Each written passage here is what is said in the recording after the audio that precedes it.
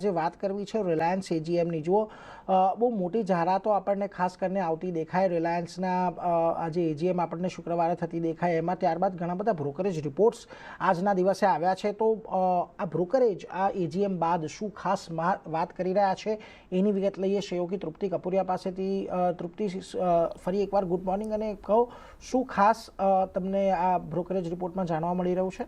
તો ખાસ કરીને આપણે જોઈ રહ્યા છે કે એજીએમમાં જે મોટી આપણને અનાઉન્સમેન્ટ થતી જોવા મળી ત્યારબાદ બ્રોકરેજ રિપોર્ટ પણ અહીંયા ખૂબ જ એક બુલિશ વ્યૂ આપી રહ્યા છે। શરૂઆત આપણે સીએલએસએથી કરશું। અહીંયા રિલાયન્સ તરફથી આઉટ પરફોર્મ રેટિંગના રિપોર્ટ સાથે લક્ષ્યાંક તેમને 1800 રૂપિયા પ્રતિ શેર કર્યા છે। એમને તો એવું કહેવું છે કે એઆઈને તેઓ બધા જ બિઝનેસમાં એક મુખ્ય ક્ષમતા હેઠળ અહીંયા હવે તૈયાર કરવામાં આવી રહ્યું છે ખાસ કરીને એટલે કે એઆઈ તરફ અહીંયા કંપનીનું હવે ફોકસ અહીંયા વધતું જોવા મળી રહ્યું છે અને પહેલી એઆઈ કમ્પ્યુટ ક્ષમતા જે છે તે 2026ના અંત સુધીમાં પણ શરૂ થઈ જવાની અપેક્ષા રાખી રહ્યા છે। સાથે તેમને પણ કહેવું છે કે અંડરગ્રાઉન્ડ કોલ ગેસિફિકેશન અને એક્સપોર્ટ ગ્રોથ માટે પણ હવે એક નવું ક્ષેત્ર કંપની તરફથી અહીંયા થતું આપણને જોવા મળી રહ્યું છે। તેના પર કંપની હવે વધુ ફોકસ આપતી જોવા મળી રહી છે અને મેનેજમેન્ટનો 5 વર્ષમાં એબિટા જે છે તે બમણો કરવાનો લક્ષ્ય અહીંયા જોવા મળી રહ્યો છે। સાથે હાલની લક્ષ્યાંકના પ્રાઇઝીસમાં તેમને એઆઈ એફએમસીજી મીડિયા નવા જે મટીરિયલ્સ અને એક્સપોર્ટ છે તેને હજુ સુધી તેમની અહીંયા વેલ્યુ સાથે તેને જોડ્યા નથી એટલે કહી શકાય કે આ બધાને બાદ કરતાં પણ તેમને અહીંયા એક પોઝિટિવ વ્યૂ તેમના તરફથી આપણને જોવા મળી રહ્યો છે અને પોઝિટિવ અહીંયા આપણને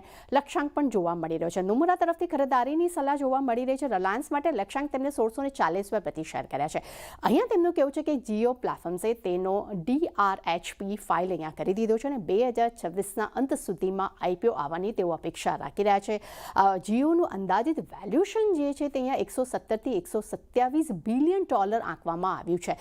જામનગર સોવરેન એઆઈ હબનો પણ FY26 સુધીના અંત સુધીમાં લગભગ 120 મેગાવોટની પ્રારંભિક ક્ષમતા અહીંયા પ્રાપ્ત કરવાનો પણ લક્ષ્ય જોવા મળી રહ્યો છે। એટલું જ તેમને પણ કહેવું છે કે સોલાર મોડ્યુલ સેલ્સ કામગીરી પણ અહીંયા શરૂ થતા જોવા મળી છે।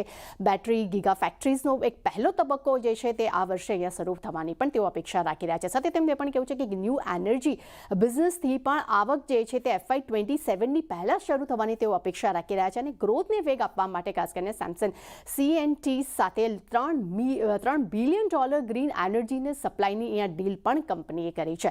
જેફરીઝ તરફથી નજર કરશું। એમના રિલાયન્સ માટે ખરીદારીની સલાહ સાથે લક્ષ્યાંક તેમને 1675 રૂપિયા પ્રતિ શેર કર્યા છે। અહીંયા પણ તેમનું કહેવું છે કે સોવરેન એઆઈ ઇન્ફ્રાસ્ટ્રક્ચર યોજનાથી ફરી એક અહીંયા હાઇલાઇટ થતી જોવા મળી રહી છે। એટલું છે રિટેલ સેક્ટરમાં ઇન્ટિગ્રેટેડ મેન્યુફેક્ચરિંગ અને એક્સપોર્ટનું એક વિસ્તરણ પણ અહીંયા થતું જોવા મળી રહ્યું છે। એટલું નહીં એફએમસીજી રોકાણ 2030 સુધીમાં લગભગ 1 લાખ કરોડની આવકનું લક્ષ્ય જે છે તે અહીંયા વધતો આગળ જોવા મળી રહ્યો છે અને FY27માં ન્યૂ એનર્જીની આવક જે છે શરૂ થવાની તેઓ અપેક્ષા રાખી રહ્યા છે। સાથે તેમને પણ કહેવું છે કે રિટેલ ગ્રોથમાં જે સુધારો આવ્યો છે જેને કારણે કરીને તેના વેલ્યુએશનમાં તેઓ અહીંયા રીરેટિંગ જે છે તે આવનારા સમયમાં થઈ શકે છે તેવી તેઓ ધારણા રાખી રહ્યા છે। અને મોતીલાલ ઓસવાલ તરફથી પણ રિલાયન્સ માટે ખરીદારીની સલાહ આપણને જોવા મળી રહી છે।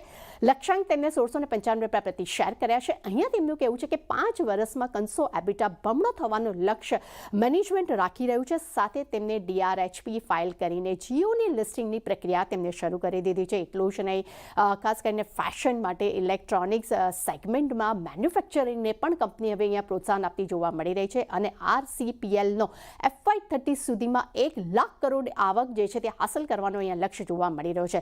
O2C AI new energy FMCG અને એક્સપોર્ટના આ 5 મુખ્ય અહીંયા વેલ્યુ ક્રિએશન પિલર્સ પણ અહીંયા જોવા મળી રહ્યા છે। એટલે ડેફિનેટલી એજીએમમાં ઘણી જ આપણને મેગા અનાઉન્સમેન્ટ થતા જોવા મળી રહ્યા છે પરંતુ બ્રોકરેજ રિપોર્ટ પણ અહીંયા ખૂબ જ એક પોઝિટિવ વ્યૂ આપણને આપતા જોવા મળી રહ્યા છે। બ્રોકરેજ જુઓ બુલિશ છે। આ આખી એજીએમની જાહેરાત બાદ આભાર તૃપ્તિ અમારી સાથે જોડાઈને આ સમગ્ર વિગત આપવા માટે।